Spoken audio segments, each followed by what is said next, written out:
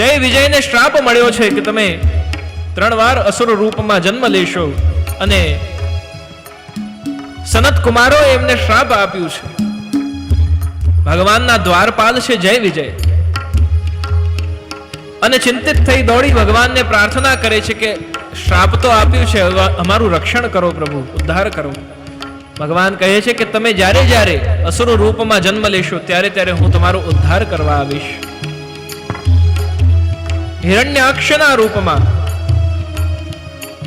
અવતાર ધારણ કરે છે, અને હિરણ્યાક્ષ ભૂગોલ વદ્વ્રતમ વરાહ રૂપ ધારણ કરી પોતાના દાંત ઉપર ક્ષીરસાગરમાં ડૂબેલી પૃથ્વીને પુનઃ રક્ષણ કરી બહાર લાવે છે. કેશવ ધૃતા સુકર રૂપા જય જગદીશ હરે. પછી આગળ કહે છે તવ કર કમલ હરે નખ અદ્ભુત શૃંગમ, તવ કર કમલ વરે નખ અદ્ભુત શૃંગમ, દલિત હિરણ્ય કશિપુ તનુ ભૃંગમ, દલિત હિરણ્ય કશિપુ તનુ ભૃંગમ, કેશવદ્રતા નર હરિ રૂપ, કેશવદ્રતા નર હરિ રૂપ, જય જગદીશ હરે.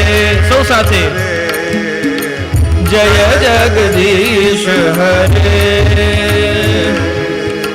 જય જગદીશ હરે હરે, જય જગદીશ હરે. કેશવદ્રતા નરહરિ રૂપા, કર કમલે નખ અદ્ભુત શૃંગમ. હિરણ્યકશિપુએ બ્રહ્માજીને પ્રાર્થના કરી છે, અને બ્રહ્માજીને કહ્યું,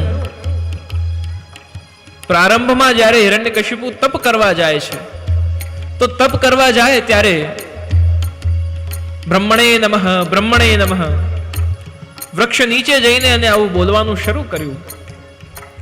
અને જેમ બ્રહ્માજીનું સ્મરણ કરવા લાગ્યો, એમ બ્રહ્માજીનું સ્મરણ કરે એટલામાં નારદજી પક્ષીનું રૂપ ધારણ કરીને અને જે વૃક્ષની નીચે ઉભો રહી તપ કરી રહ્યો હતો ત્યાં આવીને નારદજી બોલવા લાગ્યા. એ પોપટ બોલવા લાગ્યો, નારાયણ નારાયણ નારાયણ નારાયણ